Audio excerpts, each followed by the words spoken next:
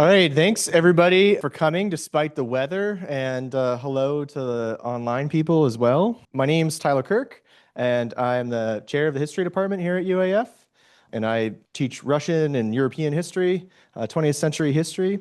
And so I'm really excited to introduce somebody that teaches about a period very remote from the time that I studied. And so tonight we have Dr. Erika Monahan, who's visiting from the University of New Mexico, and her talk is entitled Slippery Sources, some pages from the First Atlas of Siberia. And this event is hosted by the UAF History Department and the Arctic and Northern Studies program, presented here by Dr. Boylan. And so a little bit about our guest speaker. Dr. Erika Monahan is an associate professor of history at the University of New Mexico, and occasionally interviews authors on New Books Network.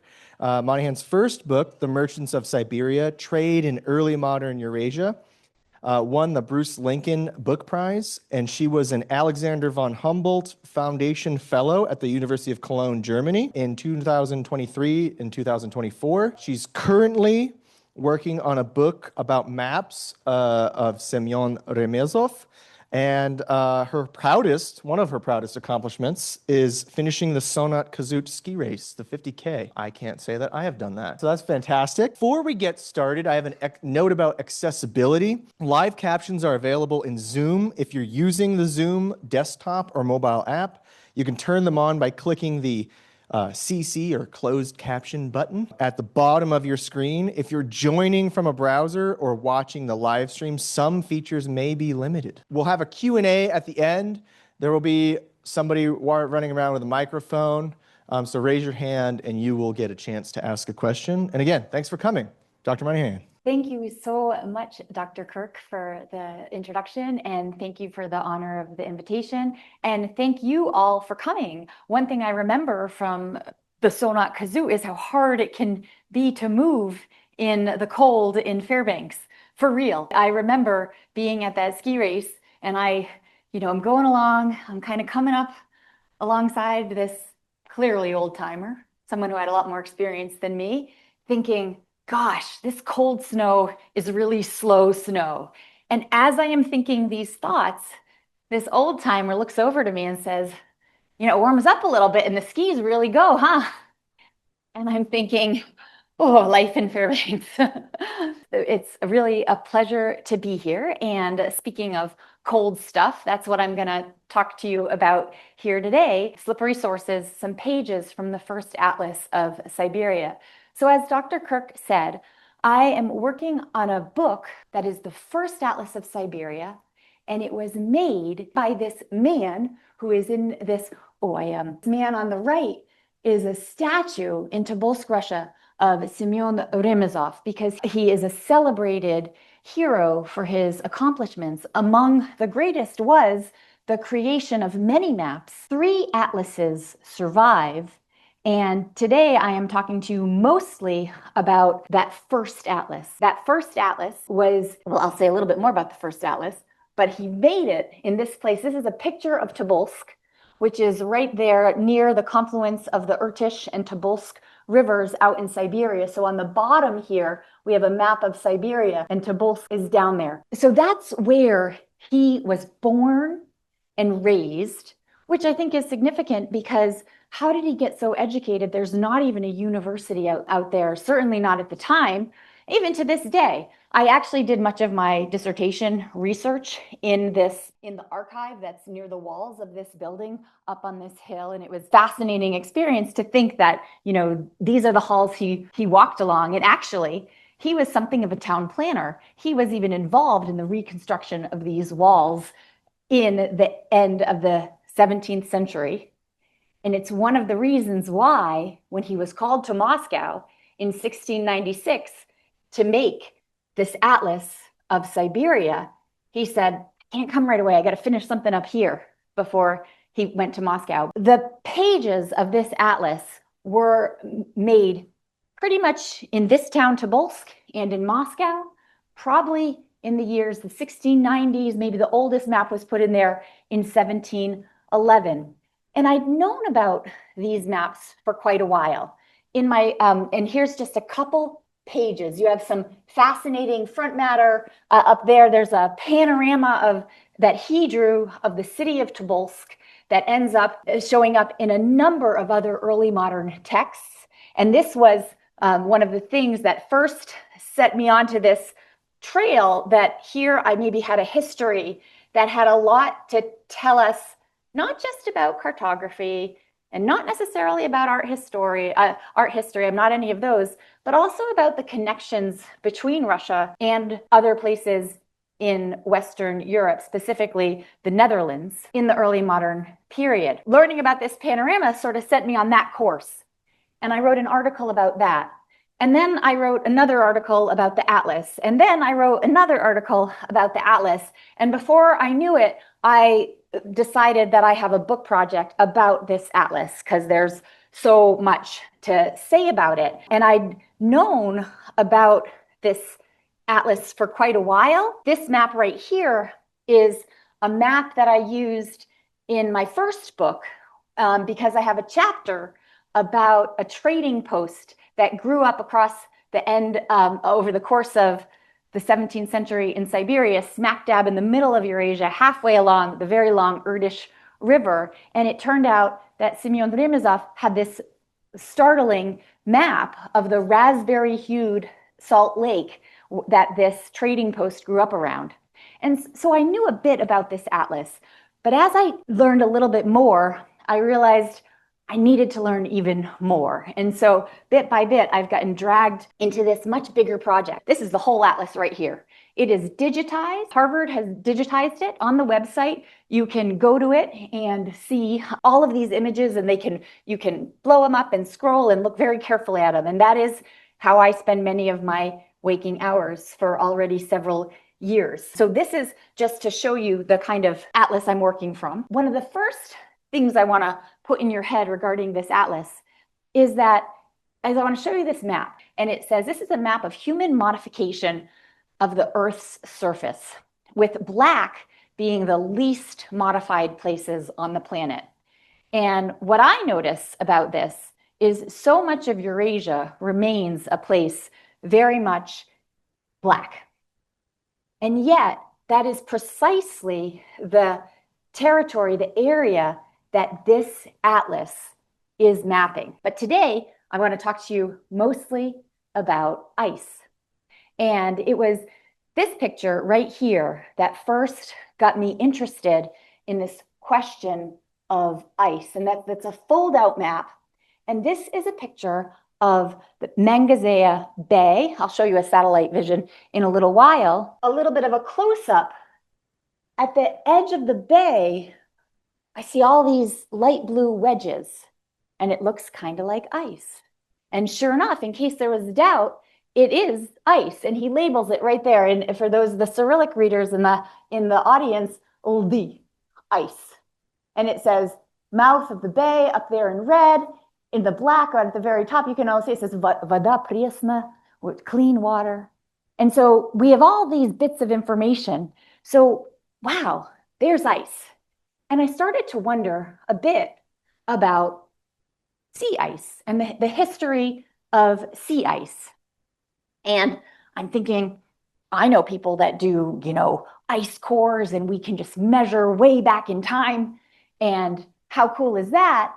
And then I quickly realized, well, the ice doesn't work that way because it's seasonal. It comes and it goes, it melts and it returns. Yes, we have multi-year ice. Fridtjof Nansen got famously bet that he could get frozen into the ice in the late 19th century and float away in ice that stayed through the season, and he ended up not at the North Pole, but at 81 degrees and some minutes, which was the closest at the time. So there is multi-year ice, so maybe there's a place for core ice, but in terms of reading the history of sea ice across time, ice cores isn't going to do it. So I wanted to know, as a historian looking at these pictures of sea ice, how do scientists deal with the history of sea ice? And I hope, with trepidation, that we have some scientists in the audience here who will teach me more about how to understand sea ice. As I said, I'm in the midst of a larger book project. There's time to correct errors. And so it was actually on this weekend in Hatcher Pass with my kids. I didn't want to miss the opportunity to show my daughter camping in a pink little princess dress, where I was with some friends, and one of them worked on glaciers. And I can remember sitting around the campfire, tell me about how you learn more about the history of sea ice. And he said, well, I work on glaciers. You should talk to Andrew Mahoney up at UAF. And so I called up Andrew Mahoney on the phone, and he just left on a field trip. Otherwise, he told me he would have been here. And I said, tell me about sea ice. And he sent me some work he'd done, and I learned more about the history of sea ice. And as we're talking, he said, we have these proxy techniques, et cetera, and we use ship logs. And some of them go as far back as the 19th century. And I'm thinking, 19th century? I think that's journalism. Like, I've got these maps from the 17th century. And so then I started to think, okay, what might my maps tell me about the history of the sea ice? And that sort of set me on this journey. Of course, I'm not the first person to wonder about ice and ice in the past. And these are a number of books that kind of speak very much to that topic. And one of them I want to point out, Emmanuel Ladurée, a French historian of the Annales School in the early 20th century, or mid 20th century, he spearheaded the study of the history of climate. He wrote this book, Times of Feast, Times of Famine, A History of Climate Since the Year 1000. This book first was published in 1967, and in it, he recognizes that scientists have long seen there's this trend, the Earth is getting warmer. In an example, in both a grim irony and an example of why historians shouldn't predict the future, Ladurée thought, he called it amelioration. He pictured longer growing seasons, warmer, milder winters, bigger agricultural yields, and as a sum good thing. But now we know probably the sum is more bad, in large part because the tips of our planet that are so capped in ice, those polar ice caps, are huge drivers of weather, even though they're far away. And as they're melting, the consequences are major. And so, what can old maps tell us about climate change? What can Rimazov's maps tell us about sea ice? And what's the value of his maps for a history of climate? In case I don't get there, one of the take-home points is, don't throw the baby out with the ice water. These maps may have something to say about the questions we want to ask. And there I'm getting a little bit ahead of myself in this conversation we have with ourselves. I'm going to pause on this map of Scandinavia for a minute and say, what am I talking about here? Well, if the history of cartography started out in terms of, this is an old map, what does it get right? What does it get wrong? As historians went along, they became more sophisticated. And we started to realize, fair enough, if in a 19th century positivist mode of just finding out what really was there, people would ask questions like that. In the 20th century, we became far more sophisticated. And we started to recognize how maps have an agenda. Things are left in, things are left out. And often there's a purpose behind it. Maps aren't necessarily innocent. In fact, they're tools of empire. They engage in erasure, in imposing a narrative from the centers of power in all kinds of ways that marginalize, diminish, and perpetuate injustice. And so we started to read maps in far more sophisticated ways, and this has yielded a great number of important and ongoing lessons in which I affirm and want to take part in that sort of intervention. If we talk about maps as a fiction, then what does a map have to tell us about the environment that actually was centuries away, centuries back anyway? And now I've been looking at these maps by Rimazov for a long time. And I've really come around to thinking they do have something to tell us about the environment a long way. That's what I mean when I say, when I invoke this metaphor, don't throw the baby out with the bathwater. Yes, maps. And the maps I'm showing you today are part of an imperial project. And yes, I do think in large part that they have something to tell us about the environment centuries ago. Now, and they would need to, right? Because if these maps are just fictions coming out of the head of this servitor sitting in the middle of Siberia somewhere, then it's not a serious use of our time to ask questions about environmental history, right? But as we go through this talk, I hope that I will persuade you that there's a lot of information about these maps. All of the insights, critical cartographical analysis, still maintaining, thanks to J.B. Harley and many others, I still want to look at what these maps show. And I thought, because I got up super early this morning, that I might engage with you in this very short exercise about one of the problems we have dealing with old maps and how we historians, what we're dealing with, what the challenge is. And I think that the challenge is that old maps, even as they may illustrate things we really want to know about the world a long time ago, they also contain fictions. And I thought because it's a more polished and elaborate map, also famous, I would just walk with you briefly through bits of this map of Scandinavia done by Olaus Magnus in 1539. So this map is produced a century and a quarter-ish before the atlas that I'm showing you. But anyway, so here's the whole atlas. Maybe some of you have seen it before. And there's just so much here. It's overwhelming. And this is the geography, not modern geography. If you look to the right of the map, you see, we've got Muscovy and Belarus and Livonia there as they're occurring on this map. This is sort of the overlay. You've got the Faroe Islands and Thule, and Scotland is up there. That's sort of the space that we're looking at. And let's look at how it got mapped. Here they're juxtaposed. Well, on this map, we see some fantastical things. We see kind of a dinosaur-ish from the 16th century. They don't know what dinosaurs are yet.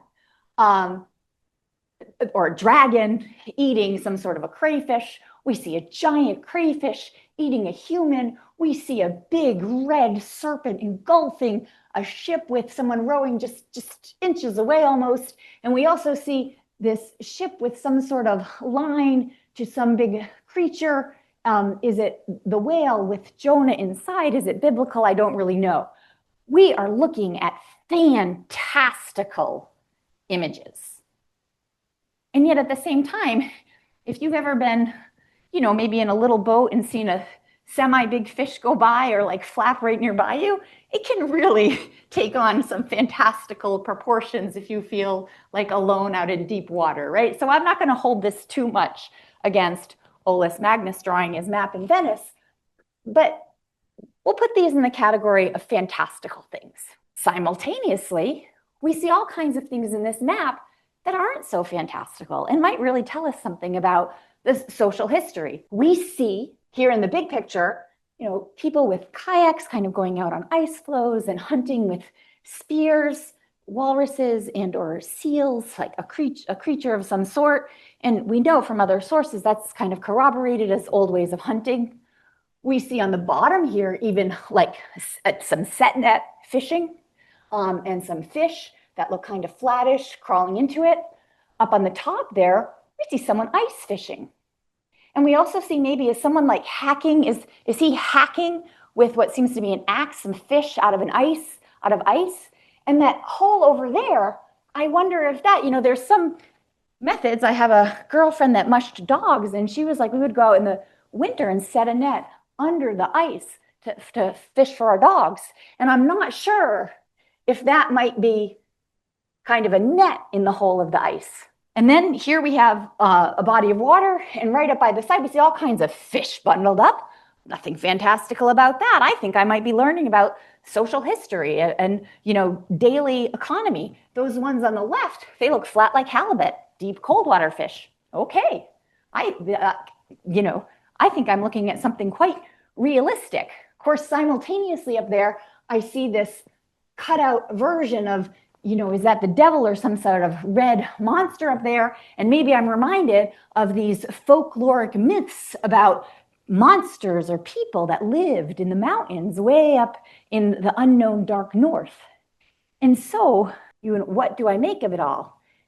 Over here, I'm back to some pretty practical things. In the long vertical one, I see people on skis moving across with one big pole. I see sledges pulled by reindeer or maybe a horse as well. And I know from a lot of other sources is how people traveled over ice and in the winter.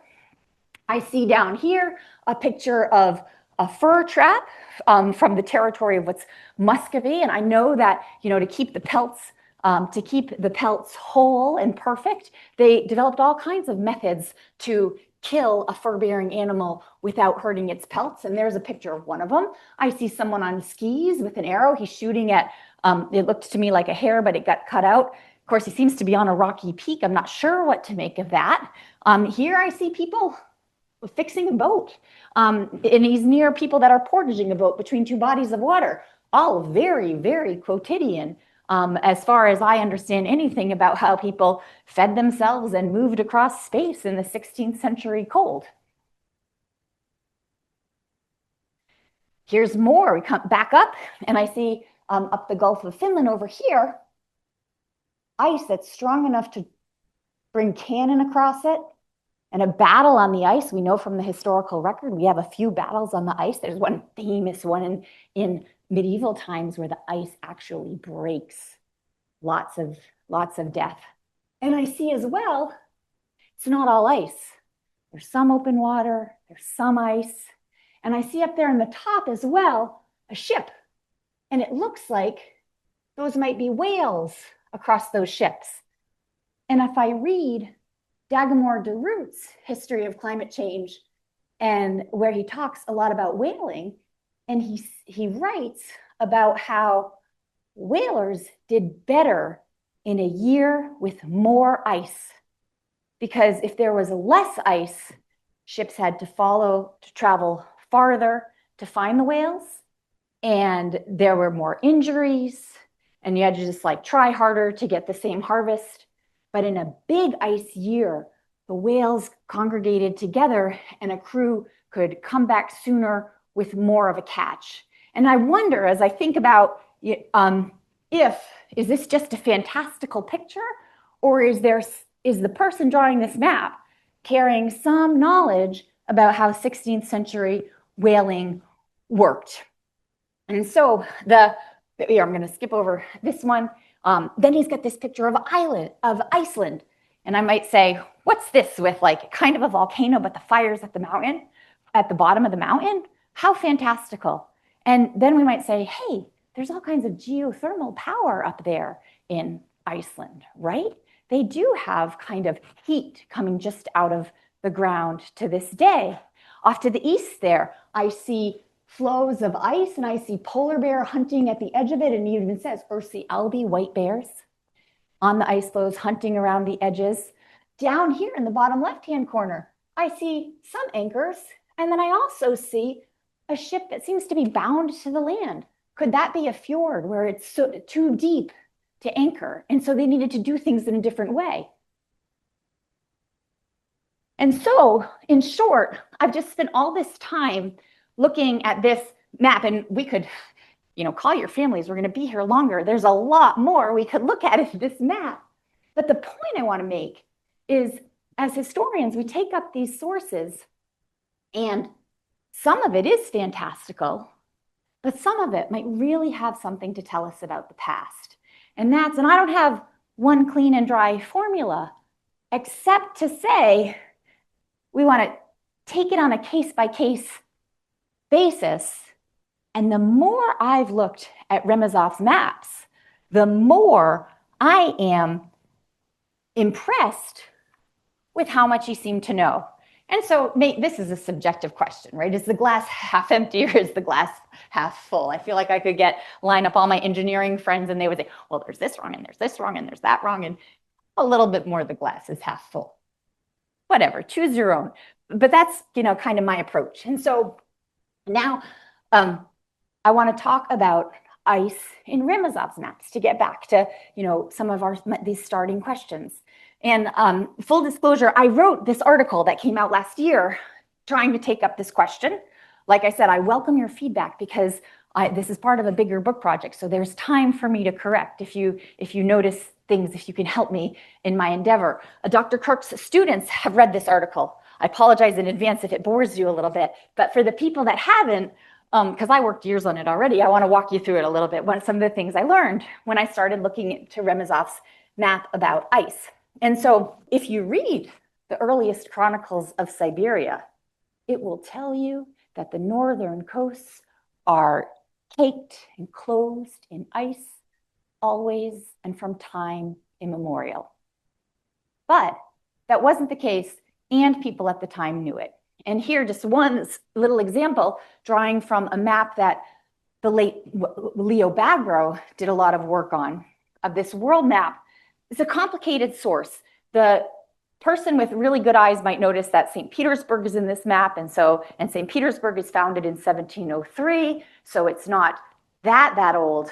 And you'd be right, but Bagro's work says that much of this map comes from earlier. And the part that I want to point out to you is just there in the side where it has from this very old, probably originating in the 16th century, textual sources about what the landscape and seascape looked at that says, in the Siberian Ocean, even in summer, there's ice floating, right? So if ice is floating, we know we have some open water. It's not all enclosed in ice. And so people knew that. Well, why did anyone say, there's all ice there, you just can't pass? Well, it's true, for a very long time, you couldn't just pass.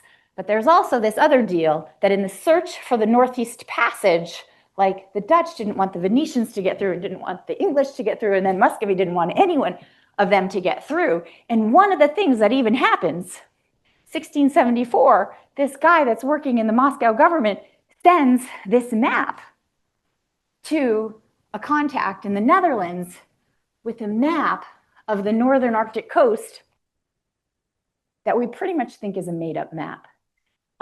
Because he wanted to throw him off the trail a little bit. I should have had a slide of that for you. But these are the questions we deal with. Like, is it just a mistake? Do they not have the knowledge? Or are they trying to throw him off the scent because there is real competition for a Northeast Passage? It's been going on for centuries. All right, coasts. What does Remazov show us about coasts? Now I want to move a little bit more quickly, just showing you what's in his apps. So when I look at these coasts, is there ice? Is there water? Are there trees? Is it tundra? I don't always know. Here's a picture, satellite picture and a map picture. And then, okay, now we're going to look at some maps. We're going to look at the mouth of the Ob and the mouth of the Yenisei. And here is our map of the Guba Moria Mangazea, is what he called it. Mangazesp was a town that gets followed. If you're quite confused, that's to be expected because usually, but not always, Remazov put north at the bottom of his map. So we have to flip it over, and then we see kind of a northern orientation opening out to the Gulf, but now the words are upside down. But so we see a Gulf totally caked in ice. Does he think that's year-round? Or not? It seems like we know that there's open water because he says right there, water presnaya. He says, here we have Nerpa and Beluga, rest. So he's telling me there's some open water in there, even though he's showing me some ice at the end. Here's the place that we're looking at now. So the Gulf of the Ob has a very convoluted mouth, lots of deltas, people throughout. I have half a dozen accounts of people saying things like, you could never map the mouth of this river. The delta is always changing. It's really complicated. That's the mouth of the Ob for you. And then you have this long Gulf, now Gulf of Ob, into which the Taz River and the Nadimka River empty out into the east of what's the Yamal Peninsula. So that's sort of satellite image of what we just saw in Remazov's map. The mouth of the Ob is down there in the left-hand side. On the right-hand side, that's the mouth of the Taz River. Here's a different mouth of the Ob River. And in this one, I won't spend too much time on this except to say what he basically labels, tidal pools. So already have a clue. He knows that it's not all ice all the time, too. And there's a notation up there that says a boat can pass through here, passable by coach, a type of boat, right? So Rimazov making these maps in the 1690s, sometimes it's water. Here, maybe I would just have a few slides. Again, there's this question, but is he just making this up? How much do they really know about this space anyway? And so for me, it's been kind of remarkable to kind of look at contemporary maps and look what he's mapped with all these different squiggly lines. Maybe just put it on the page, maybe just sitting around with some candles one night, just drawing pictures.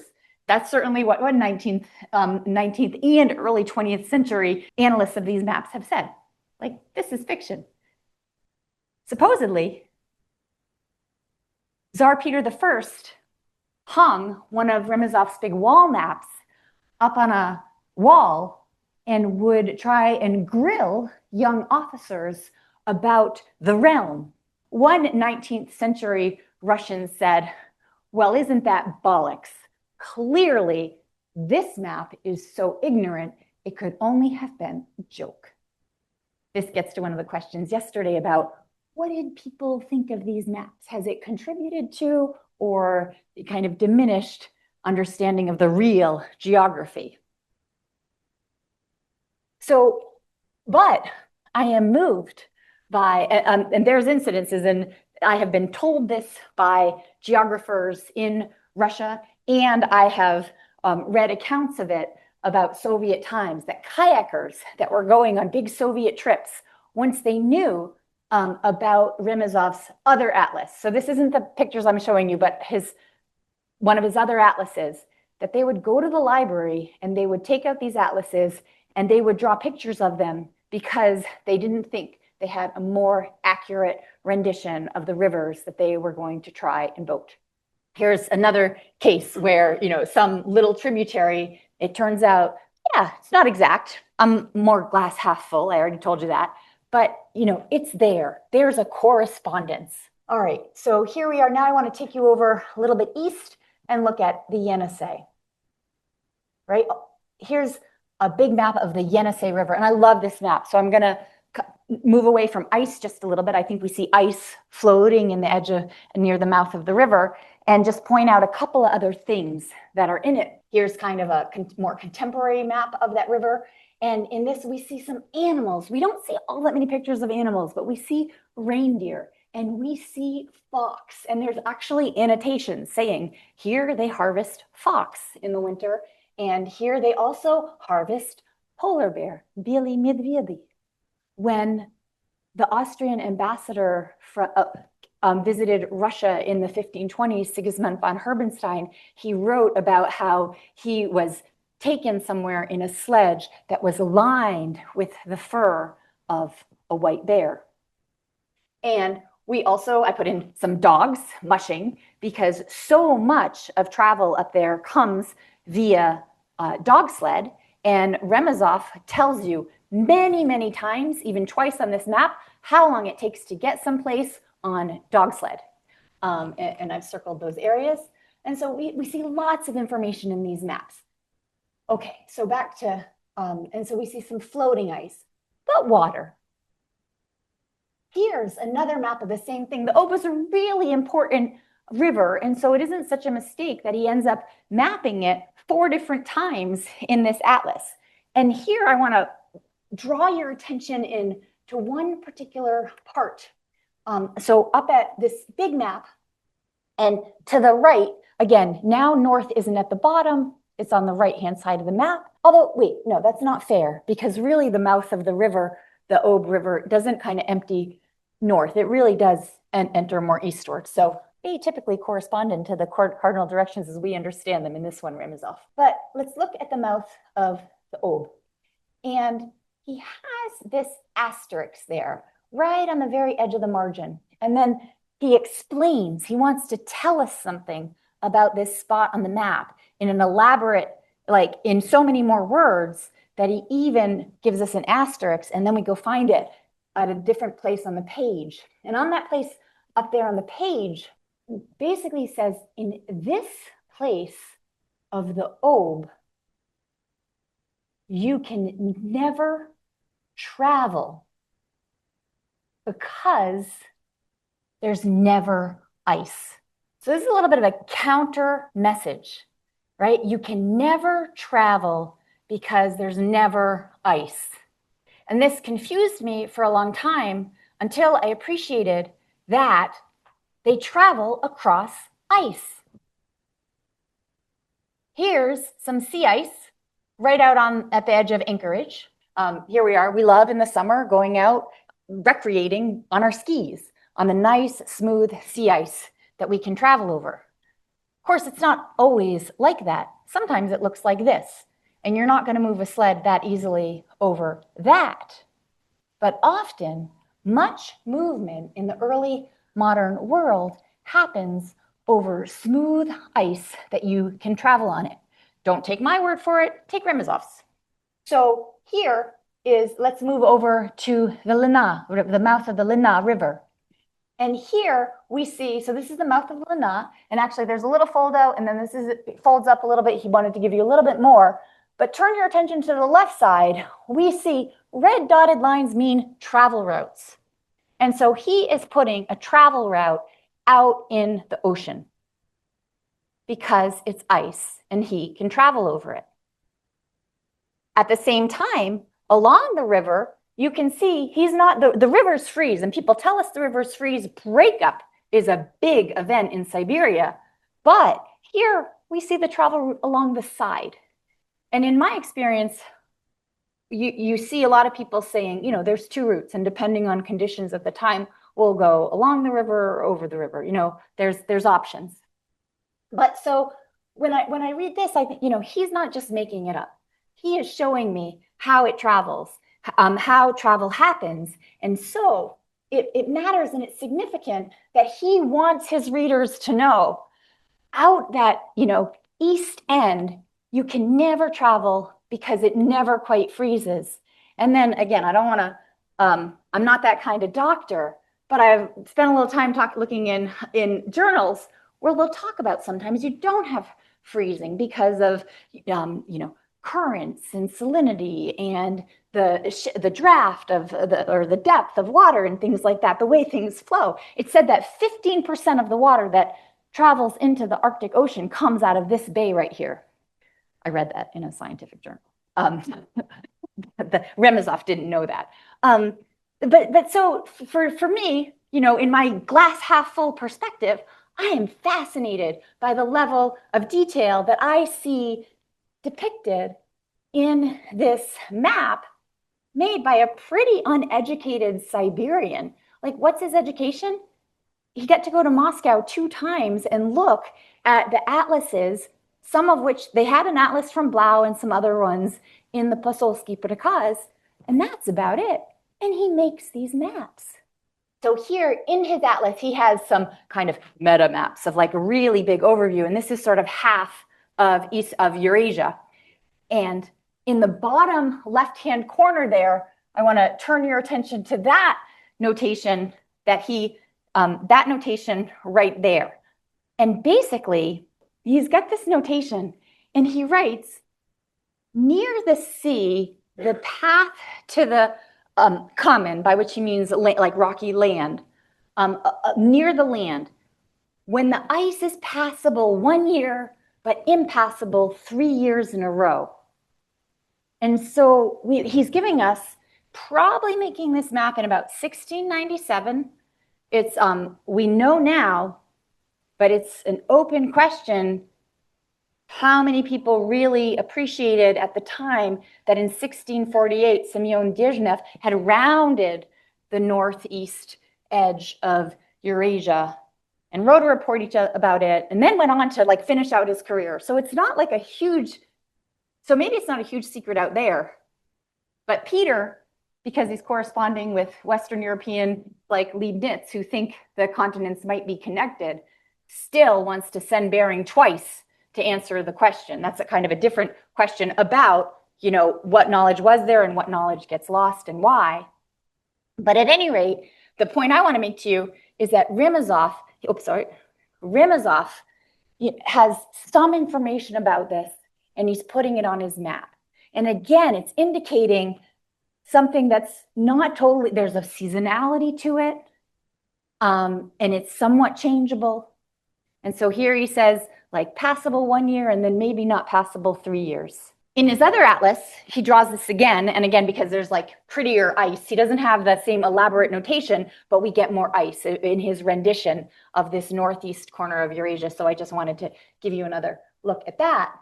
And I wanted to talk about kind of back to this question of knowledge traveling.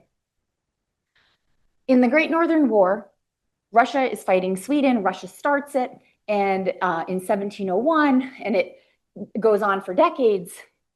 And after the Battle of Poltava in 1709, there are a number of Swedish prisoners that are captured and sent out to Siberia. Well, it turns out that a lot of these Swedish officers have skills and they get put to work in the service of the Russian state, and they end up, doing a lot of useful things. And one of them is this man, Strahlenberg, that uses his time to learn the languages and draw a map. And here is a picture of the map of Eurasia that he drew. And in that map, he has this notation up along the top. Here the Ruthenians, from the beginning, through the ice masses which blow the Berea to the coast southward and are driven again towards the sea, were transported with great labor and hardship to the region of Kamchatka. And this is probably made in about 1714. Gerhard Friedrich Müller goes to the archive in Yakutsk and he finds the report of Simeon Dezhnev's trip from 1648. He finds that in 1733 or 1734. So that Strahlenberg, who's exiled in Siberia for over a decade, is putting this in his map from 1714, says something to us about there's some knowledge getting through about who passed where. And also the explorer Messerschmitt has one entry in his diary that he took Strahlenberg to Rimazov's studio. But Strahlenberg in his diary says, I met this old guy, an icon painter who thinks he makes maps, but trust, I assure you, it was nothing but foolish scribblings. Okay, fine, but Messerschmitt, when he left Tobolsk, took 12 of Rimazov's maps back with him. That old scribbler. All right, if I'm not trying your patience too much, I want to move off of our oceanic coasts upriver a little bit, up the Yenisei River, to try and persuade you, if you're not persuaded already, that the glass is half full and there's some real information about what the environment was to see this place. So here are, not for all of the atlas, but if you put the pages together, the rivers will stretch out. And so here we have the Ungara River. And some things I noticed. It's faint, but you see the Blue River, and then you see yellow lines on either side of the river. I submit to you that those yellow lines are not random. They indicate kind of the floodplain or how steep or the type of channel that the river is passing through. And some examples that I want to give you to support that claim are the following. Here is an image of the Angara River drawn by the artist on the expedition with Isbrand Ides, who leads an expedition to China, 1692 to 1695, and he goes along this river, and they draw a picture, and you see some really like steep cliffs right off the river, right close to the bank. And you also see some crosses right along the coast there, because it turns out he's passing there in the 1690s. But we have multiple accounts starting from the 1630s of people traveling across this river and drowning because it's so dangerous. And they even write of how difficult the portages are.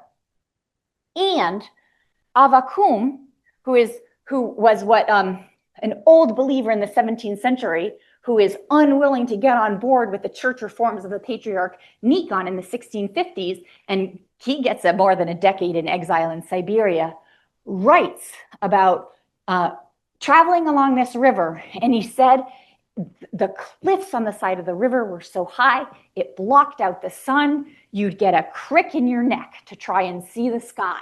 And then I look back and you see just how close those yellow lines are to the river in this very place. And there's a little bit more. So here's a kind of a close-up of that image with some graves along the way, all the people that have died trying to pass through these rapids. Normally, they pretty much learned that you try and portage rather than actually brave the rapids. But I want to come back. I showed you that map of the NSA, and we paid attention to the coast. But if we go way upriver, we see down here. Now, he's calling it the Podkamennaya Tunguska, which is one river north of the Angara. So, maybe he's making a big mistake here. But what he's got right here, do you see these little nodes? He basically has a notation. And along this river, there are 7 parogi. There are 7 rapids that you have to cross. And those black little things, in case you can't read, there's a visual indicator. 1, 2, 3, 4, 5, 6, 7. And in Rimazov's atlas, on those other pages I showed you, he lists them all.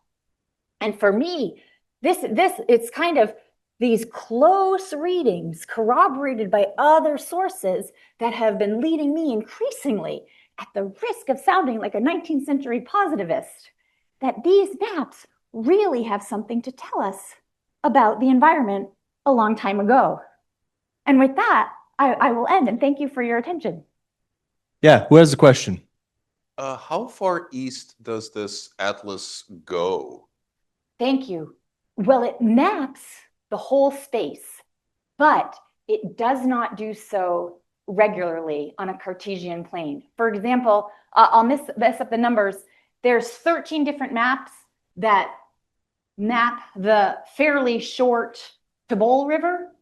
And when we get way far out, the Lena, which is far longer, it's got 5 maps. So, why, and I think why that happens is he just doesn't know as much. And when I think about how big Siberia is, if you were going to treat space uniformly in this map, you would need a whole lot more paper. Okay, so this map has north at the bottom. So the left edge of the screen, that is his rendition of the east coast of Eurasia. And there isn't really a Kamchatka.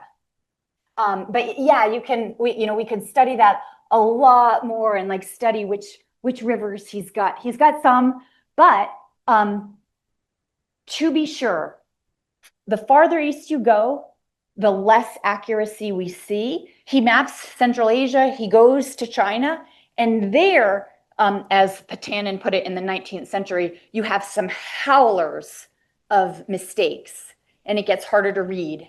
And I think, not so surprisingly, in these more Western areas where they've spent a lot more time, the 1580s is when they first get to Tobolsk. So it's been a bit more than a century where there's a lot of trade going through this region. That's what my first book is about. There we have a lot more accuracy. Yeah, reindeer husbandry in terms of taming reindeer to work for them and milking them and using them in a domestic way? Yes, and with apologies to the anthropologists in the room that I could be more specific. I'd have to go back and look into it. But Rimazov indicates on the map some people in northern Eurasia that ride on the reindeers and some people that drive reindeer sleds without riding on them. So he's aware of that distinction among some different groups. Can I ask a follow-up question and preempt the online person? I'm sorry, online person. Does Remezov write anything about traveling with dogs?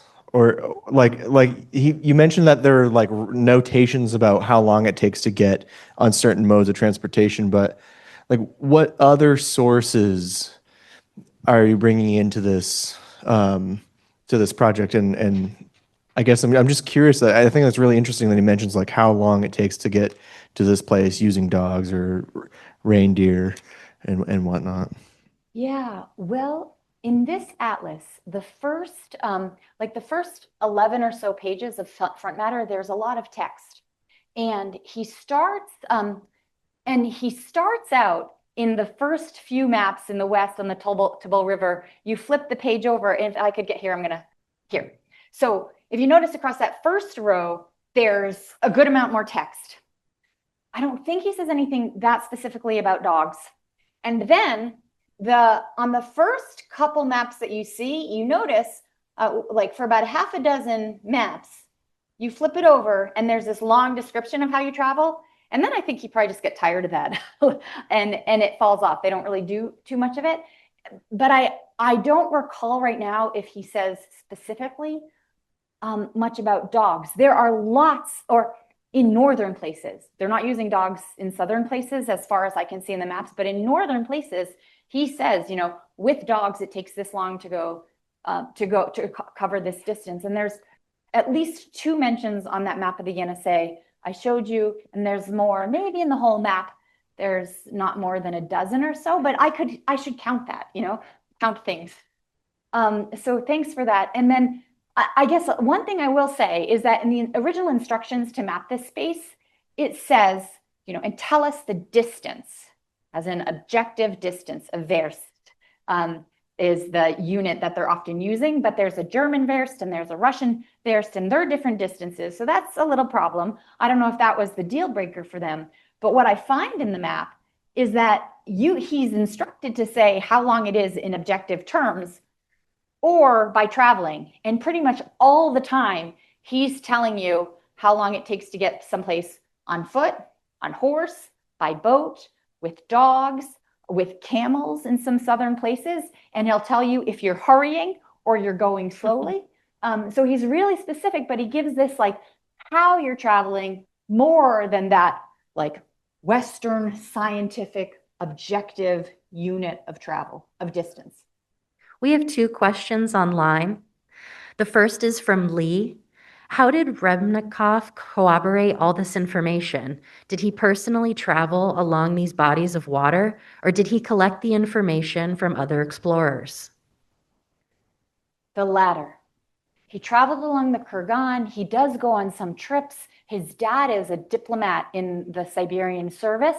And so we know that even from his boyhood, he's going out to like meet with Kalmyk nomads and give them gifts of tobacco and try and find out, who might fight with whom, when, and if, kind of the details of steppe politics. So he's traveled to these southern places. He does take this trip along the Kurgan. He seems to go as far north as Berezov. I don't know if he ever sees the mouth of, the Ob with his own eyes.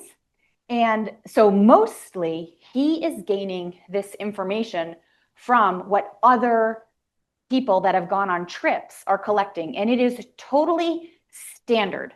And this is why I had to bristle a bit when when someone started saying the question of where are you coming from is a microaggression. I had such a problem with that because the only way you operate, and Muscovy isn't unique this way, right? Like in societies that don't have complex modern communication systems, you find out information from other places by asking people who have been in a different place where they're coming from and what's it like there.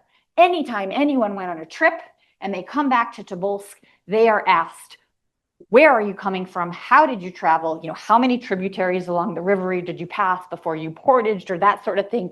Who did you meet? Were they hostile? Can we collect tribute from them? Should we go back and kill some to make them an offer they can't refuse? I don't want to soft pedal imperialism, but that information gathering is something constant. And so I think that I thank you for the question, because one of the take-home projects of this whole thing is, there's a statue to Rimazov in Tobolsk, and they've named the airport after him. And while you're waiting for your flight out of Tobolsk, you can listen to audio about how amazing he was. And he was amazing. But the take-home point I'd like to communicate to you is that these atlases are the result of an information gathering infrastructure that has been in place, and, glass half full, glass half empty, call it how you will, but it's been functioning to the extent that it can produce this by the end of the 17th century. The next question we have online is from Liz. Did you see any evidence on the maps or in your studies of early kayaks that had been reinforced in their hulls, people breaking the ice off the boat?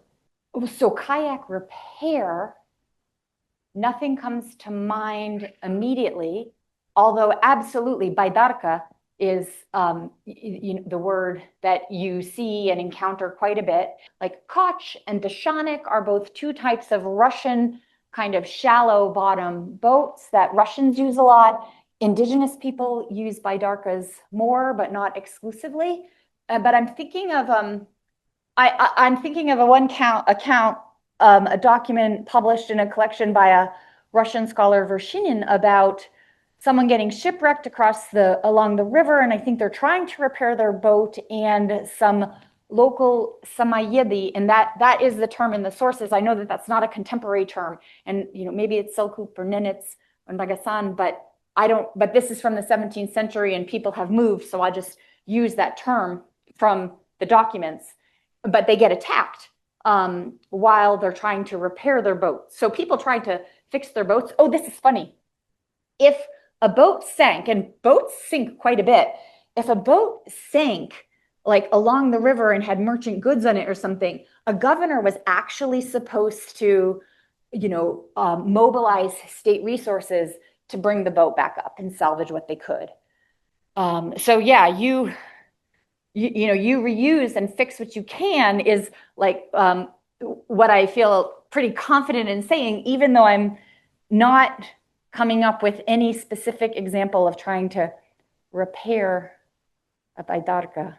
And breaking ice off of boats. Ides has a bad incident with feeling like he almost drowns. Avakum thinks he's almost going to drown, not so, and has an awful incident falling off of an ice floe in a river. Breakup is a really dangerous thing. Alaskans, I don't need to tell you about this, and no one's going to move on the river when that happens. Breaking ice off of a boat. There is this story, 2 centuries before an icebreaker is invented, when Peter is trying to prosecute the Great Northern War across the Baltic Sea on his way to Riga, 1711 or so, they are encountering ice. And they jerry-rig, they take a cannon, they tie it to a rope, and they drop it off the bowsprit ahead of them to break the ice so that they can proceed. But that's not quite breaking ice off of a boat.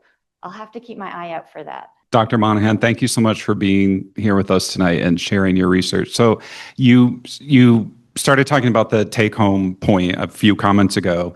And so I just want to see if you could elaborate on that. So you have all these maps, and you mentioned some aspects are fantastical and aspects could be accurate or likely accurate.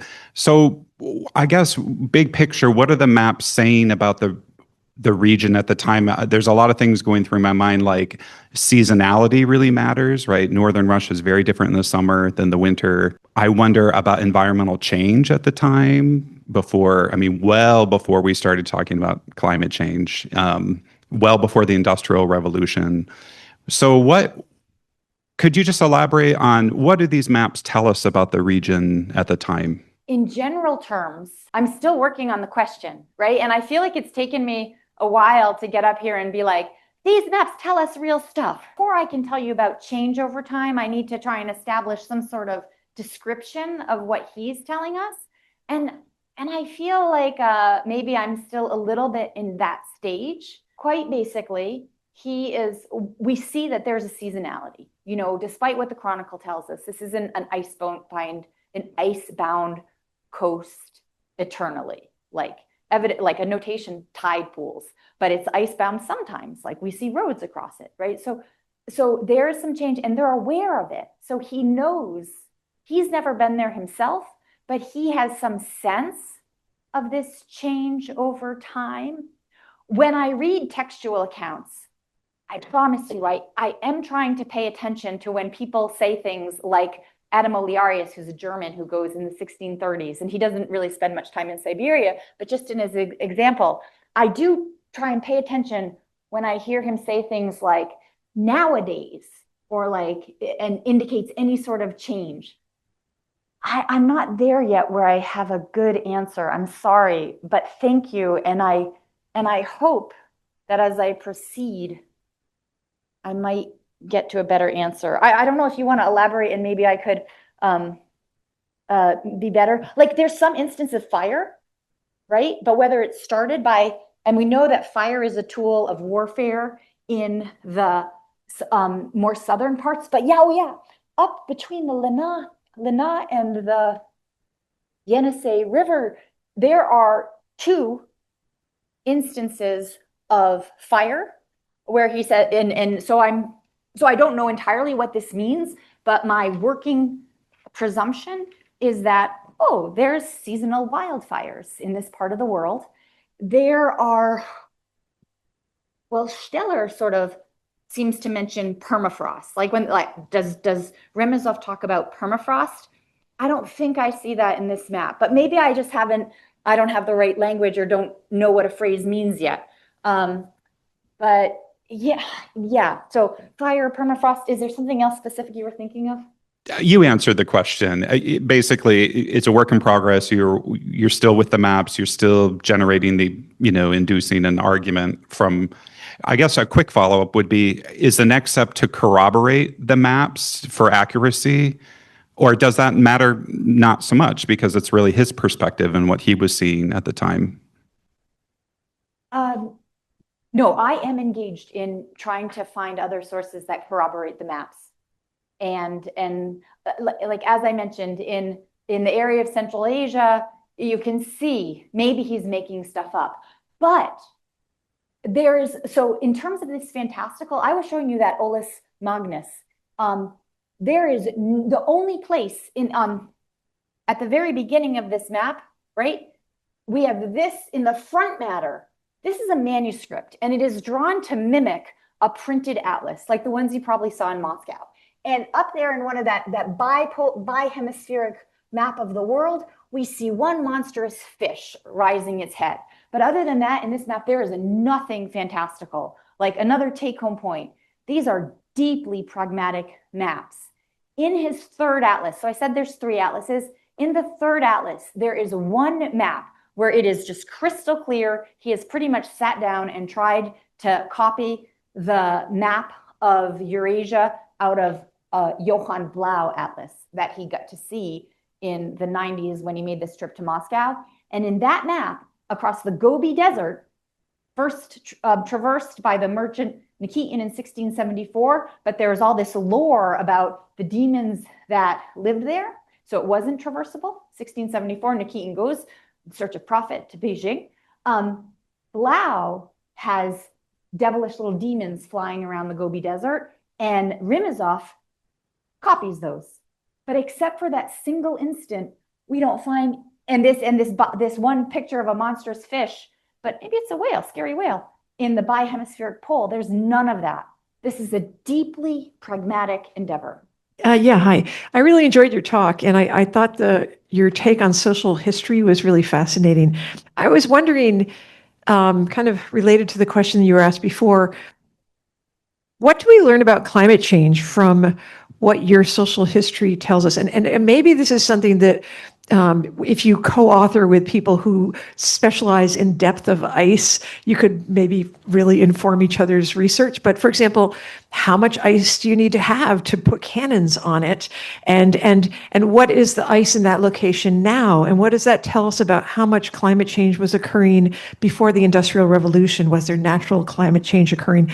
I'm sure the scientists can know all that, and I don't know all that. But like, how much ice would you need to do to lock in 5 whales in what, like what does a social history tell us about depth of ice, where ice was back then compared to now, and what does that tell us about climate change in general over the centuries? Andrew Mahoney alerted me to the ways that scientists tried to track and model the history of sea ice change. And the thing that they've noticed is that it is now pan-Arctic, whereas they used to see, he told me, more specificity hemispherically. Now it's pan-Arctic. And I also, in my own reading of what other scientists say about sea ice change, one of the things they say is we have a real dearth of material for Northern Asia. There's more material for the Atlantic, maybe not least, you've got the modern minimum and the little ice age where they are having so little success in moving eastward that this is part of the reason why Henry Hudson is well, let's try the other direction. I really struggled, can what Rimazov has to say contribute to scientific modeling in the past? And the scientists tell us modeling is important. Okay, but come on, this isn't precise. You can't georeference these maps because there's no latitude, space isn't regularly represented. So what use might these be? The best I can say, they are a qualitative source, but the more I've read into this sciences, and I'm reading with a bias here to make my sources useful, and it says that, a lot of modeling sometimes has a pretension of specificity where there's more fuzziness than a chart or a model. I'm looking at the political, a chart or a model might suggest. And so if that's the case, then I'd like to say, here, let me offer these 17th century sources as part of a soft model. Awesome. All right, we have time for one question from the student section. These maps are so detailed and there are so many of them. I wanted to know if there are any examples of errors or error correction. And if not, what are the implications of that? Okay, there are. I could give a talk on that probably.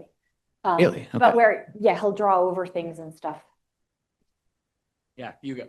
If we were quick, I have a question as well. I know you study sea ice, so I'm sorry to be asking this, but do these maps address forest cover in any way at all? Forest cover. Yeah, or is there any indication of which areas are not passable due to thicket or things like that? Yes, they addressed forest cover. I wish I had a better example. I have a longer explanation, but I won't in the spirit of time. But I will say this one thing to get our head around. And this has sometimes been called an atlas of rivers. There is so much space between the rivers that isn't mapped at all. But you know what? In starting to read into, Russians are expanding, but there's a whole lot of indigenous communities. And in some of the reading I've started to do into indigenous communities in Northern Eurasia, they didn't venture so far inland themselves. Into this massive taiga forest, Russians and indigenous people alike mostly cling to waterways in their life practices. Awesome. Well, thank you so much, Dr. Monahan, for a very illuminating talk. And thank you all to our audience members for showing up when it's blowing and snowing and all kinds of other things. So thank you to everybody for coming tonight and sharing this evening with us. And I would also like to say shout out to the people online. If you have questions, I promise to forward them to Dr. Monahan. If you send them to me, you can just Google up Tyler Kirk, UAF History Department, and I will usher them on. But before we head out, we'd really appreciate it. I'm underscoring really your feedback on tonight's event. If you're joining us online, a short survey will automatically open when you close Zoom. If you're here in the room, please use the QR code on the screen. I promise it's not a menu. And thank you for helping us continue to improve our programming. And on behalf of the UAF History Department and Arctic and Northern Studies, thanks for being here. Really appreciate it.